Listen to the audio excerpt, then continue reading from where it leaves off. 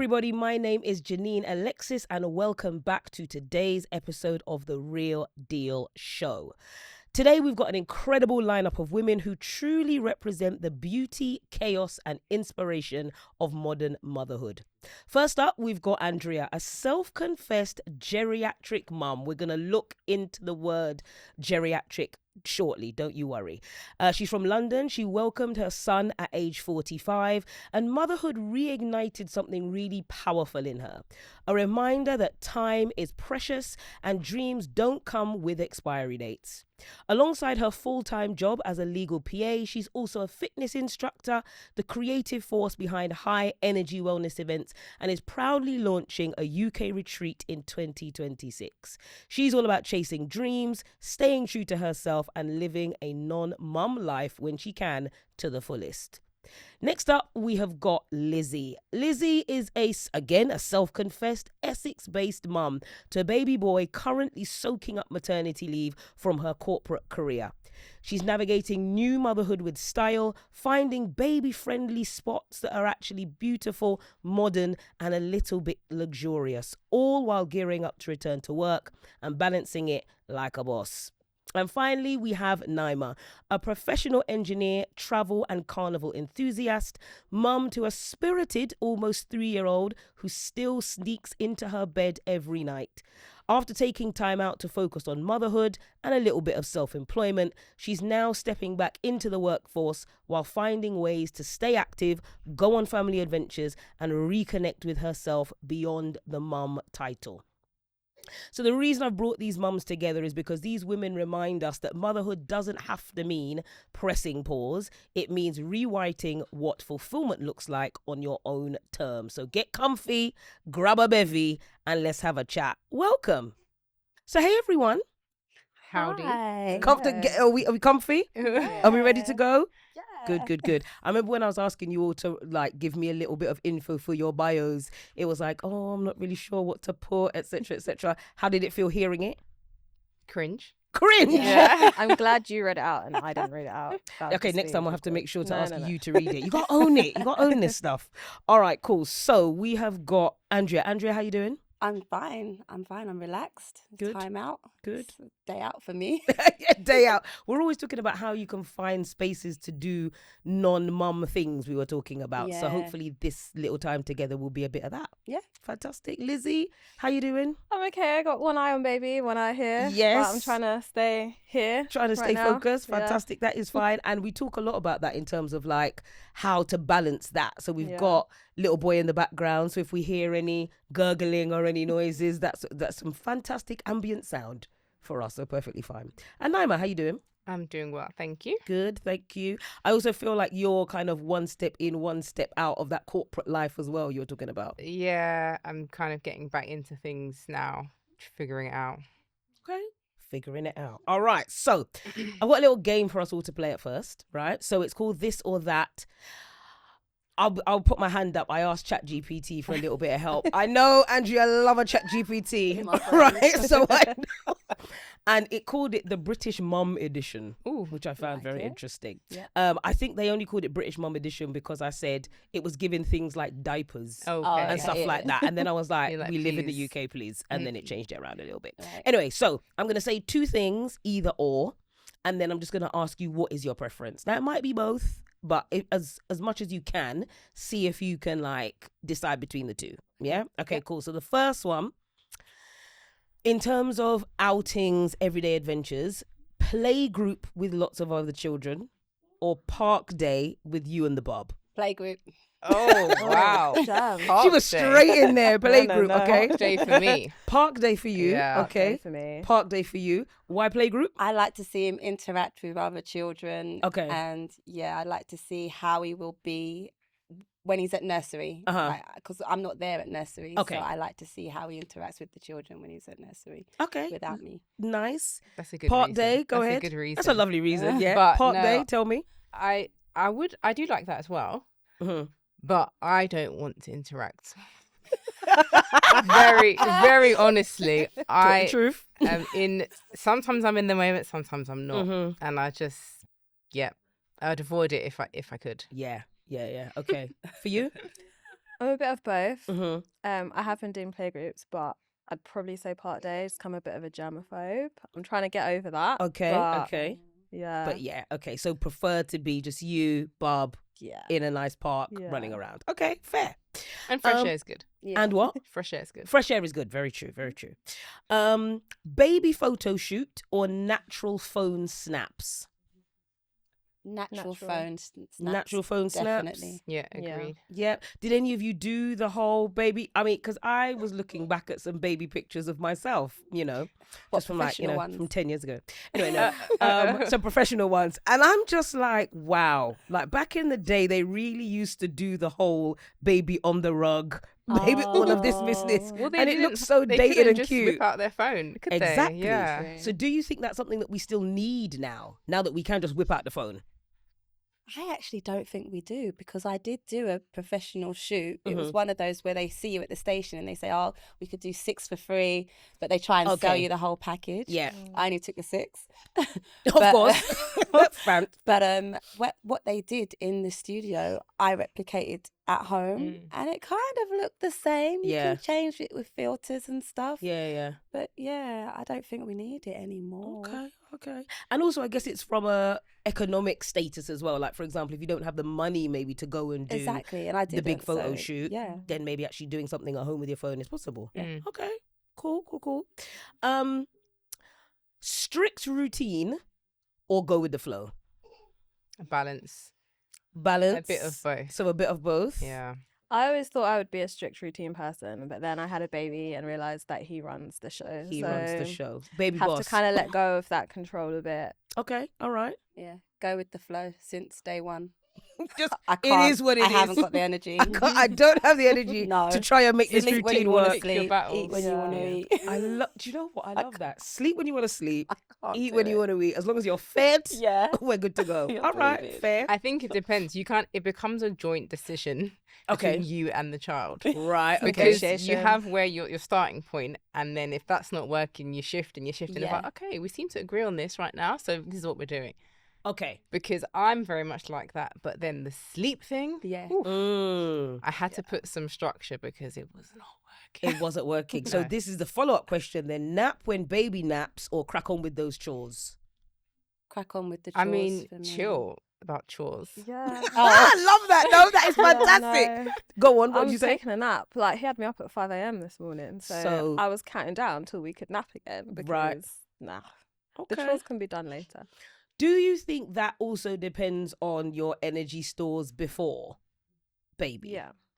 So if you were a person that maybe, like I'm a napper, regardless. Baby or no baby, when that time comes, I'm a napper regardless. So I feel like I will maintain being a napper. While if you were somebody from before, for example, that was always like, okay, let me find the time to etch this out and do that. Probably. Do you see what I mean? Yeah. So do you think possibly? Yeah. I think that weighs into it. Yeah, definitely. I think like I'm always on the go anyway. Mm-hmm. And even if I did want a nap, I wouldn't have a peaceful nap. In my head, I'll be saying, "Oh God, I've got to do this, got to do that, got to do this," and I won't enjoy the nap. So I Right. might as well just do the chore. I think that's the type of person that I am, anyway. So yeah, it just depends on what type of person you are, I think. Understood. All right. Last two. Baby swimming or baby sensory class? I'm looking at you. I'm sorry. I'm looking at Lizzie. I'm going to ask Lizzie this one directly. Baby swimming or baby sensory class? Is there an option to stay at home? There's no option to stay at home. Okay. Sensory class. Baby sensory Yeah, class. I Okay. can't do a swimming pool. We had a conversation. So we had a conversation. The reason this one made me laugh is because we were talking about what it's like to actually be in a pool. Like when you think about all you mentioned like Oh, you're a germaphobe. low key becoming a aren't you? germaphobe these Yeah. days. Do you feel like you were one before you were pregnant? Yes, but not to this extent. Okay. Because now I'm paranoid, not just for myself, but for him as well. Right. Okay. And I have to let go of that because, they have to build their immune system anyway. Yeah. So, Yeah. So eventually he will make it into the pool yeah, he will. soon, and you'll be in Maybe there with not him. soon. That might be my husband's job. I was but- gonna say right. I was gonna say it might be one for him. Yeah. Okay. Yeah. All right. You too? I tried the pool. Sensory class, I don't do that at home. Yeah, in my fair. view. Mhm. The pool we tried, I did not enjoy that, and it wasn't hot enough. And the change of facilities, everything was Oh. drafty, and I was like, this isn't cool. Right, okay. Depends where If you it was are. like You a have to be. really warm, Yeah. cushy thing, then maybe. But Mhm. Yeah. Okay, so maybe in another country. maybe. Maybe. Yeah, I've done the pool abroad and it's It's nice, better. especially when you've got the pool to yourself. It's just peaceful, and Exactly. Yeah. he That's what really we loved need. it. So I feel bad that I don't want to take him swimming, but he has to. He has to But eventually. it has to be the right temperature, definitely, for a baby, even for us. Mhm. I was about to Exactly, say, because yeah. you got to be in there too. Yeah. Yeah. Okay, good. So I guess when we're thinking about identity, Naima, you talked about having one foot in, one foot out in terms of corporate life, trying to get yourself back. How have you maintained that identity side of things as well? Well, I was really happy to hear that you're not really trying. I just love that because Mhm. I have failed miserably Okay. at every possible turn. What makes you feel like you failed? Failed with that particular goal. Mm-hmm. So not failed generally. Mm-hmm. But I haven't felt like I can be or do anything that I used to do. Not in the same way at all.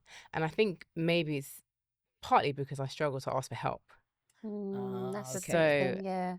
And I'm always very self-sufficient, very get it done. Like, she's fine, she doesn't complain, she just goes with it. Yeah. And I think that's why. That might be partly why. Yeah. But yeah, it's been a whirlwind, completely different.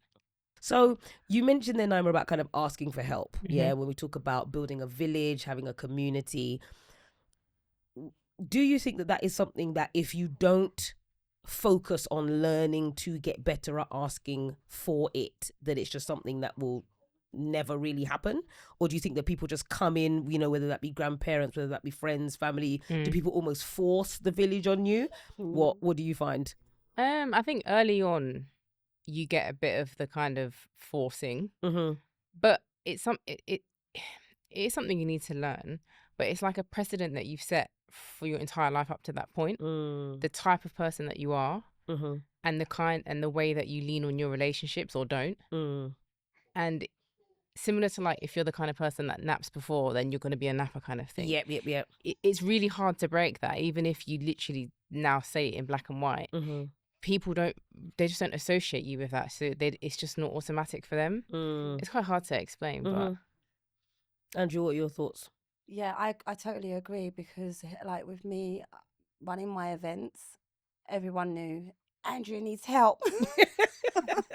So with a baby involved, they were like, how's this gonna work? How's this gonna work? So yeah, I think they now just step in and they say, like my mum, she's like, I'll take the baby when you have your events and stuff. But yeah, as you said, if you're not like that kind of if they don't see you as that person before you have the baby, then they're not going to rush and probably help you. And it's right in the initial stages they will, because you've got baby and stuff.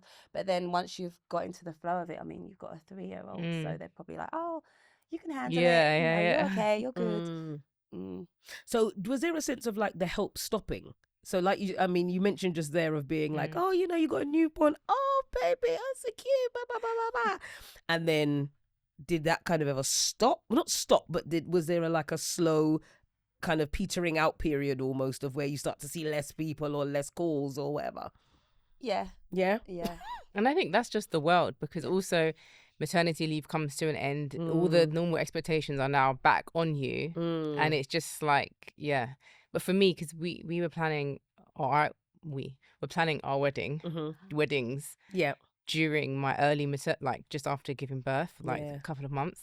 And because of that, I was also getting everybody was around, like mum was doing logistics. I planned the whole wedding on my phone, and so there was a lot of people around and a lot of help and then that, because the wedding happened, and then so then it's like I didn't see anybody, and I was like, oh, okay. But they were sick of me, like, 'cause I demanded so much of people's time. So yeah, that was double whammy.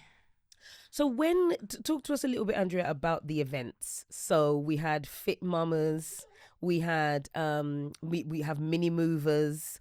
You've really incorporated what you do alongside the motherhood journey. Tell us a little bit about that. Yeah, I mean, the reason I did that was it helped me as well. Like, it helped me to get back into fitness after giving birth. So I created Fit Mamas. And then Malik, he got older, so I created Mini Movers, which is a fitness party, which goes alongside the fitness events. So, yeah, I'm just creating events to go with my life. And that is amazing. That is amazing, because you're also creating spaces that other parents need. Yeah. You know, I was at the Mini Movers event, and I just remember thinking, this is the kind of wholesome stuff that we need. You know, like, I've got godchildren, and sometimes I take them to some really boring activities, and I'm just like, this is very dry. While Mini Movers, I got my soca, I got my waving of my flags, and also it's thinking about actually how can we make it interesting for the parent too, because these parents are coming along to these different things and having to engage with stuff that is not for them, but it's still all right for them to be able to interact with other parents, etc., which I'm guessing is quite important. Yeah, I mean, I was at a children's party yesterday or the day before, and a lady who came to Mini Movers, she was there, and she was like, oh. And I was like, yeah, I was one of the instructors.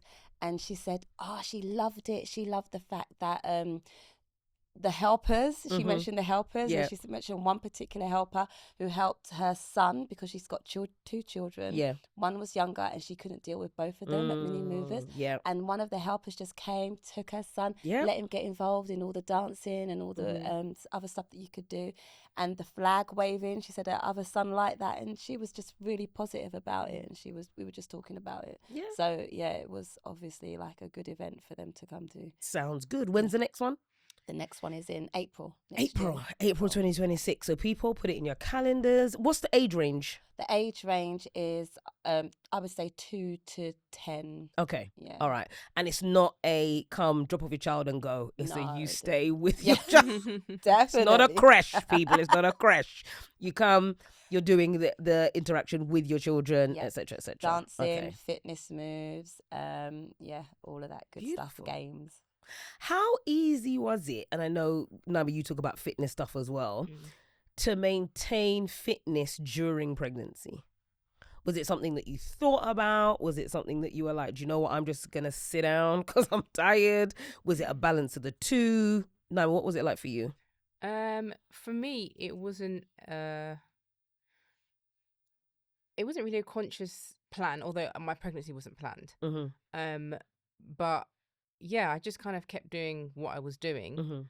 There was a time I had a very easy pregnancy, I can't complain. So there was a time that sometime in the second trimester, when I just felt really tired, and I would just kind of step it back a little bit. But then I kept going, and I would just try and do a couple of days a week towards the end, a lot of walking. But yeah, I think it helped so much just generally, but also afterwards as well, having worked out and having tried to stay fit. So yeah. Nice. Andrew? I think that's pretty much the same as me, actually, because it was in my routine as well. Before getting pregnant, I would just carry on doing the same thing. But if I had another child, I don't know what would happen. When you say you don't know, as in I don't know if I'll be going to the gym, or I don't know if I have the time to. Yeah. Because it's also time, it's scheduling, it's trying to work out actually the going to the gym, who can have the baby while you're doing these things. If you have enough, but we've both got one, so getting pregnant for the first time, we'll just stay in our routine. So Okay. And I want to think a little bit about pregnancy. So there's a term that you used in your bio about being a geriatric mum, right? And I remember when you wrote it and I saw it, and I was like, I'm aware of the term, right? But supposedly they are trying to phase it out, supposedly, but I know that there's a lot of people, as a therapist, there's a lot of clients that I have that are still being told that term when they go to the doctor, etc. hospital. So even though they're claiming they're trying to phase it out, it's still very much being used. So for those of you that aren't aware, a geriatric pregnancy is a term used to describe a pregnancy in a woman who is 35 or older. But this term is now considered outdated and is rarely used, that's a lie, by medical professionals. The preferred and more modern term is advanced maternal age, or AMA. While many women have healthy pregnancies at this age, there can be increased risks of certain complications for both mother and baby. And as I said, supposedly they're phasing it out, but I still hear it all the time when clients come to talk to me. I heard it in hospital. Exactly. Yeah. So what was your experience? I guess if we just like as a blanket start to that conversation, what was your kind of experience of having, because Malik is now one? He's now 1.5. 1.5. So then you were pregnant at 43, 44? 45. Wait, how old are you now? I'm 47. Do you know what? It's the on-screen maths for me. I was just like, wait, no, she's 45 now. No, she's 47. Oh, okay, sorry. Yes, okay, so you're pregnant at 45. Yeah. So tell us a little bit about your experience of navigating that. Yeah, well, the term geriatric, I first heard it in hospital when I was having my appointment. So I was like, huh? What am I? What am I? Like, what are you calling me? Yeah. But the one good thing about that was they gave me lots of checks. Okay. Like I had probably more checkups than other younger women. Okay. So that was a good thing. But it was just a term, like geriatric. Yeah. And I guess the term as well frightens some people. Yeah. And I can imagine it might, because even if we think, I guess, from a Western lens in terms of the society that we're living in, there's something that happens or I guess is projected onto women as they age. Yeah. So this idea of you're getting older, things are going to be more difficult, etc. Did you go on? It's putting it in your head as well. Like Exactly. you could be all positive about the birth and everything, Yeah. but they're giving you all these warnings and all these like, oh, you got to be careful, you got to do this. It's a lot. Okay. What would you tell anybody that maybe is embarking on, we'll call it advanced maternal age, we won't call it geriatric, on an advanced maternal age pregnancy? What would you say to anybody doing that? I would just say, because like I was so positive about it. I'm young-hearted anyway, so getting all that kind of information in my head, it just kind of like makes you get scared about the whole process. So I would just say, kind of like block that out and just stay positive about your journey, and then and everything will be fine. That's what I'd say. So stay positive, keep having your checks, as much as possible. Do you feel that there are maybe groups that people can access, you know, for example, over 40 or over 45 or whatever? Are there groups people can access? There are. Mumsnet. There was another one called Peanut apps. Yeah, I found all these but there are groups that you can talk in about that kind of stuff. Sounds good. All right. And they label their groups that way as well. They label it over 40 mums. Okay. It's helpful. And I did actually go on. Sorry. No, it's all right. Go on. What did you go on? I did actually like Google groups, you know, just to get like different perspectives and to find out what people are going through at that age as well. So and I think that is important, finding out different perspective and still holding on to your own experience, because what I like worry about when I have clients and stuff like that talk about, oh well, I saw this thing on Instagram or I saw this person on TikTok and I'm like, that is that one person's lived experience. It's important to also experience what you are going through on a day-to-day. That's right. Okay. Lovely. Okay, great. And, you know, Lizzie, talk to us a little bit about your experience, because, again, I think that's what today's really about, thinking about different experiences of pregnancy, you know, the NHS system, etc., etc. What was your experience like, as much as you can share? I'd like to say I had an easy pregnancy, but when I think back on it, probably wasn't as easy as I thought. In my head, because I was exercising before, I thought, I'm going to carry on right till the end or right till I can't do it anymore. But I actually had a lot of lower back pain, so that just stopped me from doing anything. So I couldn't walk for more than 5 minutes at a time. Right. So I was a bit miserable about that, because I just assumed I'd be like really fit, really active, and I had to sort of just slow down, which I'm not used to doing. But the pregnancy itself, I'd still say it was fine. I didn't really have like horrible symptoms or anything like that. I had a lot of like sickness at the beginning, but after that it was fine. I was just trying to take it easy. Okay. Yeah. And your experiences, so Naima, your experiences of I guess whether it be checkups or actually dealing with the hospital system, which, you know, we're going to talk a little bit more about the 5 times more report in terms of maternal health for Black women, etc. What were some of your experiences of going to the hospital, asking for help if you needed it, asking questions, all of that kind of thing? Not very good. Not very good. No. Okay. But part of that was, I think, a couple of things. One, you probably don't know until you get pregnant, but you can kind of apply to be a patient at specific hospitals in certain catchment areas. Okay. And I chose one that was a bit further away because I thought it would be better. But because of that, I kind of fell through the gaps a little bit. I wasn't kind of automatically picked up. So I actually missed a lot of my appointments, as in they weren't scheduled. Right. I also found that the kind of staff were very like rushed, and I couldn't figure out where to go. That it was a big hospital. I'm not going to name the hospital. But yeah, it was very much just like kind of in and out kind of thing. What else did you ask? I was just saying in terms of like your experience of, you know, as we said, the hospital checkups and stuff like that. So even from like a rushed perspective, if we're thinking about, you know, collaborative care, did you ever have to kind of advocate for yourself? Did you ever have to say, you know what, I'm not getting this? I did, yeah. So I did towards the end. So it was one of my last checks where I was like, look, we haven't spoken about my birth plan. I'm now like 36 weeks, which is like 4 weeks before I was due. And I've also not had an appointment since like 12 weeks. So like, what are we doing? Yeah, basically. I was just like, this, like, I don't have any confidence in your team and this hospital, like, supporting me or, like, having this baby. And then she was like, oh, I'm so sorry, you know. And I'm like, well, there's nothing we can do now. We can have a thorough appointment now, fine. But still, there's been, like, a gap. The response was good, but, yeah, the fact that it happened wasn't obviously. Yeah. And I guess during that time as well, you know, growing a human, you know, people say like, oh, you know, make sure you advocate for yourself, make sure you check in, make sure you this, make sure you're that. But actually at that time, you need other people to be looking after you. Especially, I guess, from a first-time pregnancy perspective, you may not even necessarily know exactly what you're supposed to be getting. So therefore, if you miss bits, it's like, well, I didn't even know I was supposed to be going and doing this. And it didn't really hit me until the end because I was like, well, I feel fine. Everything's fine. Yeah.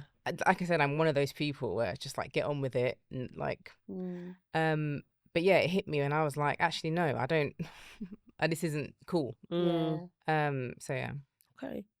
So when we think about the 5 times more 2025 report, so some of their key findings at a glance, 60% of Black women rating their antenatal care as good or high quality. 54% experience challenges with healthcare professionals. 28% of Black women reporting discrimination. And of these, 25% said that this was due to issues around race. 45% raising concerns during labour or birth. Of these, 50% felt their concerns weren't properly addressed. Only 1 in 5, so 20%, had been informed on how to make a complaint. And only 39% received advice on nutrition, and just 27% was spoken to about exercise and holistic care at their booking in appointments. So those percentages are kind of low. You know, if we're thinking about the I guess the full spectrum of care that we're hoping that people would get. Is there anything that you think you wish, I mean, you've spoken about the missed appointments and things like that, but I guess maybe Andrea, Lizzie, is there anything that you think you wish you had more of in your time preparing to, you know, through pregnancy? I think for me, because I had so many checkups. Okay, yeah. I think I can't think of anything. Yeah, there wasn't anything else. And it's interesting, and I guess it's because, as you said, there needed to be that concern in order for you to be getting above and beyond to a degree. Which isn't right. It should be the same for everyone. Exactly. I'm just wondering, with those statistics, is it for first-time mothers? Because I'm wondering if they treat second-time mothers differently. Good thought. Like a baby before. I'm sure they treat women differently. I think they do. They also treat you differently if you're in the medical profession as well. Yes, I've definitely heard that. So Because if they you're, think that you would know. yeah, But I've heard that. Lizzie? I would say no, but I made sure that I had people that had either just had a baby or work in the industry to talk to, just so that I knew I was getting what I should be getting. So, for example, there was one time I had an extra scan, and that's only because someone I know just had a scan, and they were like, "Oh, have you had your scan yet?" I was like, "What scan?" It's like nobody. I really think sometimes it's a bit of a postcode lottery. Like, depending on where you are, you get treated in a different way in certain hospitals. So it's a really good idea to just make sure that at every stage of your pregnancy, you know someone that's been through it and what to expect, whether it's looking up online or speaking to like some of your friends that have just had a baby, just to make sure that you're getting the right quality of care that you should be getting, because it really varies. Like, I chose my hospital because I'm new to Essex and I didn't want to be where they originally were going to put me, which was the middle of nowhere. And I just felt like it might not be diverse enough for me to feel comfortable, because those statistics, they're shocking. And I came in with very low expectations of how I'd be treated, but actually, because I made a choice in a different hospital, I actually feel like I received quite a good quality of care. But that's only because I knew what I should be getting, and I only got that from talking to other people. I think, as you say there, talking and building, again, that idea of like building the village, building support, etc., is really important. So mummy bloggers, which is a very large, like, generalized term, but we'll use it for now. Do you think they're helping the mummy space, hindering the mummy space, or a little bit in between? So I'm just thinking, the reason I ask that is because I'm thinking everybody might not have the friends that have been pregnant, or are, if you're, for example, the first woman in your group, in your friend group, for example, to be pregnant, you may not have anybody to ask, etc., etc. And a lot of people are going to go online for those type of things, or they're going to Google them, or chat GPT, or whatever. So do you think that there are really helpful online spaces, not necessarily your mum's nets? I guess I'm thinking about people that, again, TikTok, IG, whatever, YouTube. Do you think there are helpful mummy, let's think British spaces? I was gonna say, because I was following an American lady, right? So I was thinking, let's think British, because I'm thinking, their healthcare system's very different, expectations very different, etc. What are your thoughts about that? I think it depends on the platform, because, for example, if you look at Instagram's very curated, very nice. Like, you'd think everyone's having the best time being a mom, and with their perfectly polished children and babies. Right. But then if you go on TikTok, I feel like they're a bit more real sometimes. That's where the If you chaos search resides. Specific things. Like, in my pregnancy, I was searching 8-week pregnancy update, 12-week pregnancy, and you'd get people that are really honest, and you'd get comments, and you'd learn so much just from that, like, unique experience. And I feel like, depending on the platform, people can be very different about what they talk about. Okay. And it can be really helpful. I can imagine YouTube as well. Okay. Noma? Yeah, I think overall, depending on how you use it, like, I think overall, it's helpful, because otherwise you would literally just know whoever you know and what the people in the hospital are telling you. Yeah. And that's it. It's got to be better, even just having the awareness broader than that. Okay. And I know you on TikTok, Lizzie, you talk a bit about like your maternity leave, how you're spending your maternity leave and things like that. Listen, I've been looking at that videos. I'm like, I wanna do that. I wanna go there. There are places. How we're gonna slip into kind of maternity leave conversation now a little bit. Tell the people how to do maternity leave right. I would say, first and foremost, don't have any plans, because your child can just have a meltdown right before you're about to head out of the door, or just be a bit more flexible. Secondly, I would say, if you can, save in advance, because maternity pay, obviously it varies depending on where you work, but it can be really bad. And obviously it's a time in your life where you're not used to having an income, but you also have a new child that needs things. So if you can, be financially prepared, and then that way it will be a lot easier. You can also maybe enjoy your life a bit more. You don't have to just go for walks in the park and have a coffee. Like, if you're financially prepared, it's a lot easier. But I would also say, don't base your expectations on social media, because you can look at someone and they look like they've just got their whole life together. They're flying out here, there, and everywhere, but that's not necessarily reality. But I would say for me personally, I just tried to make the most of it because I know I'm never going to get a year off work again unless I have another child. So I just wanted to make sure that I really made the most of it, and especially making the most of spending time with him as well. Okay, lovely. And for you both, Naima, Andrea, what kind of, in terms of maternity leave, what was that like for you?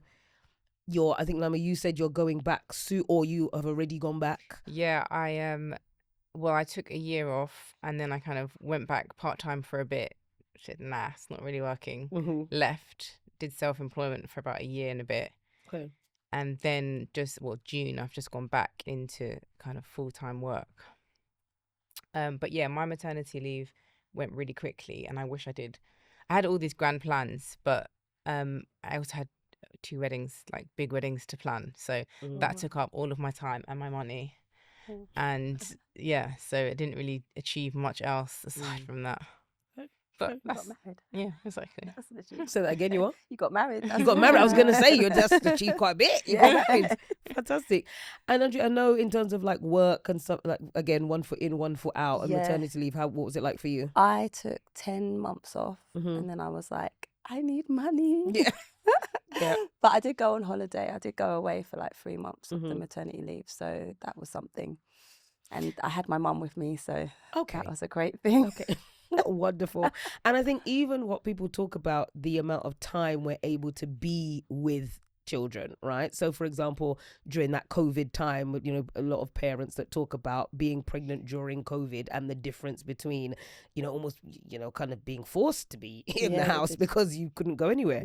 And now, and I guess the difference between the saying goodbye to that period as well. So all of you have had, well, you're still in, Lizzie, you're still in maternity leave, and I guess both of you, you've experienced it and then the coming out of it. What was the coming out of it like? So this, I use the term saying goodbye because I mean, you're not saying goodbye, but to a degree you are. It is a bit of a transitionary period. Yeah. What was that like? I mean, I didn't do those, what is it called? Keeping in touch days. I just went straight back in.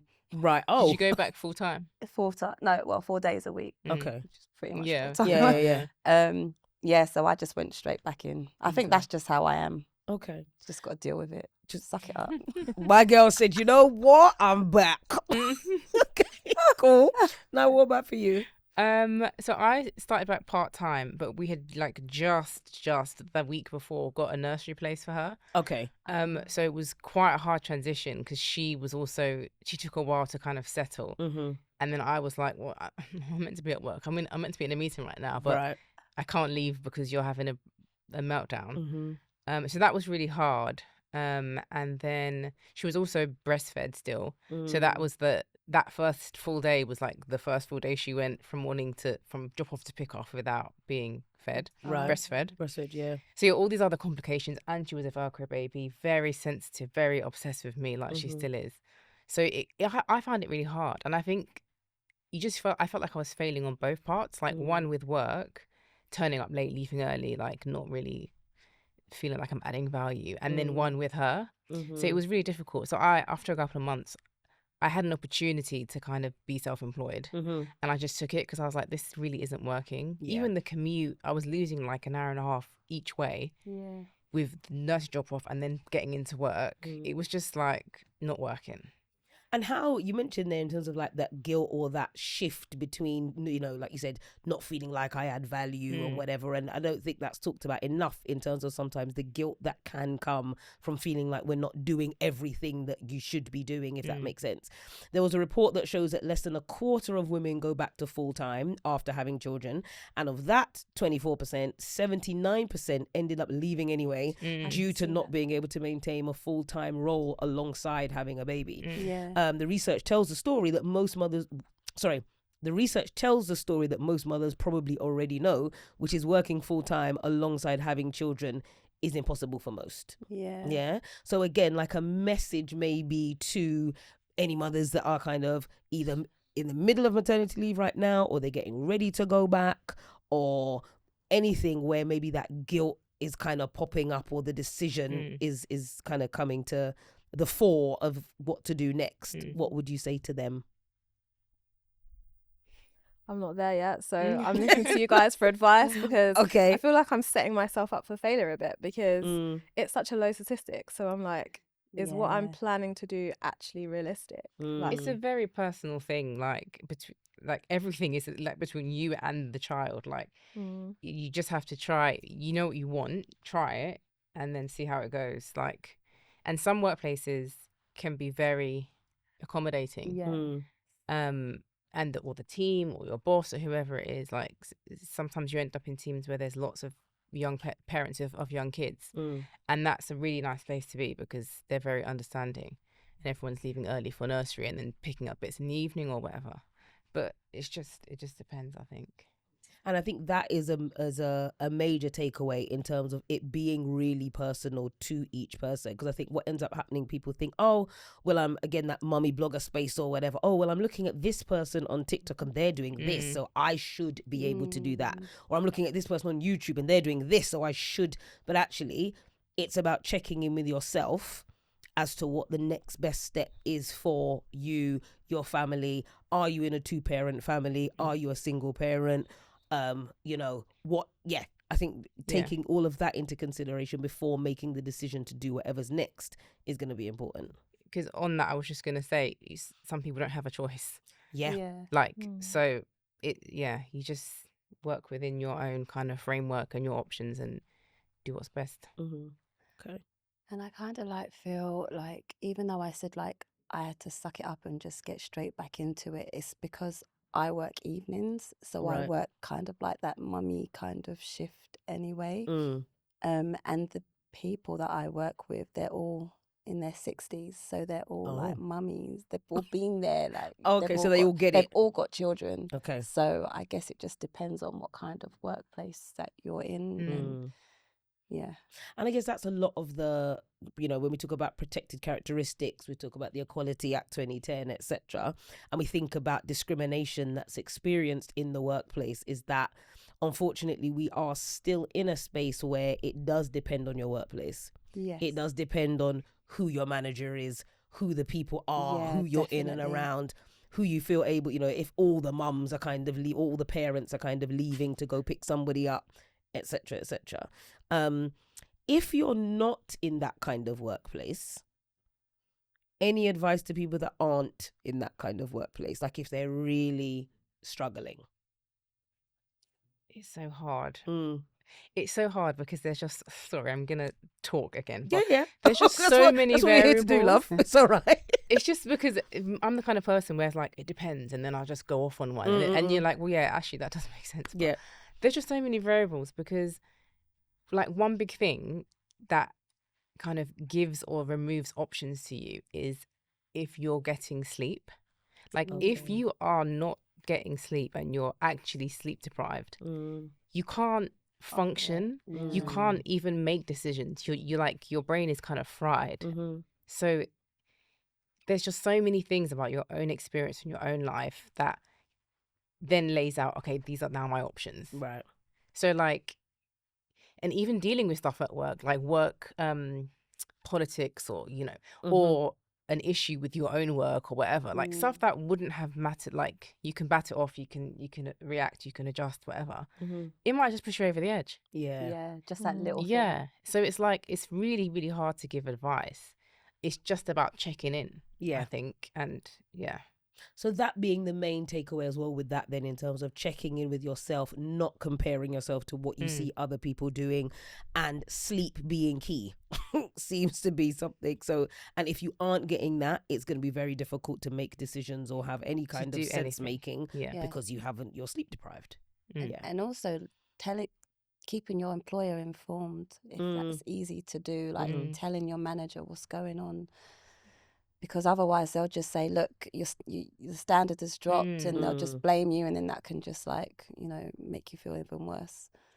And anytime you have, if you've ever slipped into any of that, as we say, kind of like mum guilt yourselves, how do you get out of it? How do you bring yourself back up or back out of that feeling?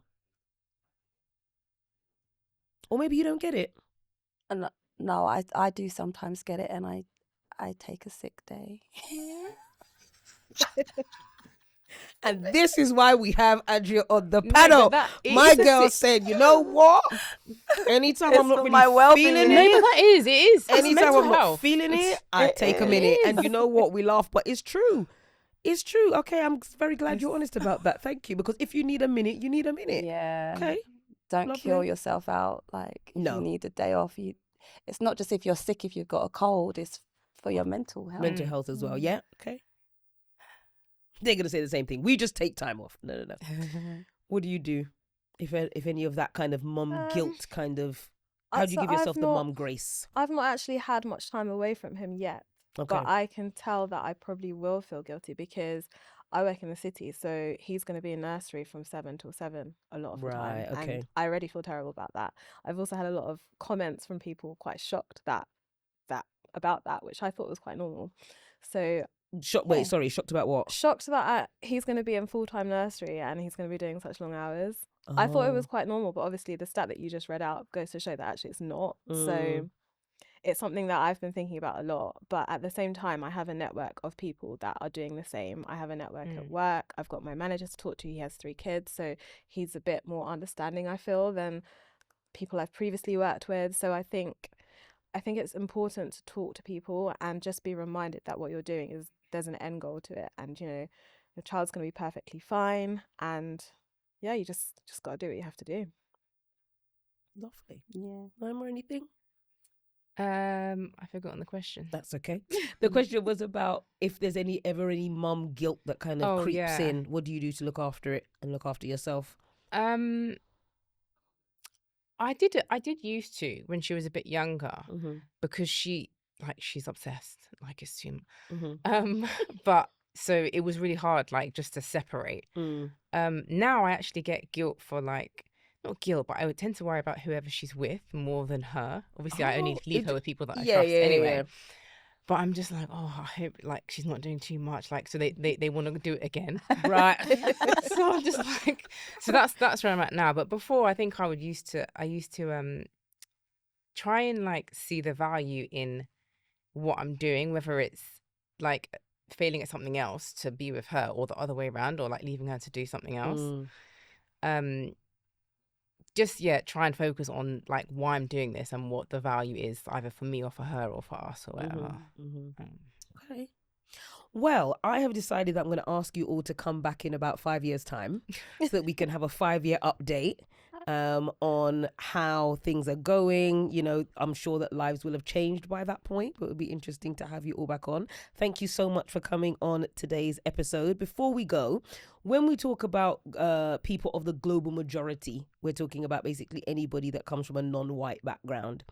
And I just want us to give one nugget to any mother from that particular group that might be navigating, let's stick to kind of UK, that might be navigating pregnancy, trying to get pregnant, post-pregnancy, any kind of just nugget that you would give out as an ending thought for today's episode. So I'll give you a second to think about it.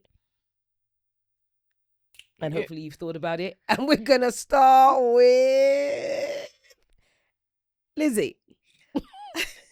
I would say find your people, whether that's online or people you know in real life. There are always people going through the same thing as you at the same time. So for me, for example, Mumsnet was actually really helpful. I used it way more than I thought I would. Okay. And on there, you've got loads of different groups. You've got people that are trying for a baby the same month that you are. There are people whose babies are due the same month as you are. So you're moving through every single stage together. You're experiencing things together. You can ask questions. You can hear how other people's experiences have been. And I find that so useful because I felt a lot more informed about things. And we even still talk now. So our babies are growing at the same age together. Okay. We're learning different things. We're navigating it together. And I think it's just really important to make sure you have people around you that are experiencing the same things that you are. Because it's not easy. No. Thank you. Who's next? Go ahead. I would say to kind of like be flexible, as in we all have like an idea of who we are, how we do things, what's important to us, and how we might be as a mother.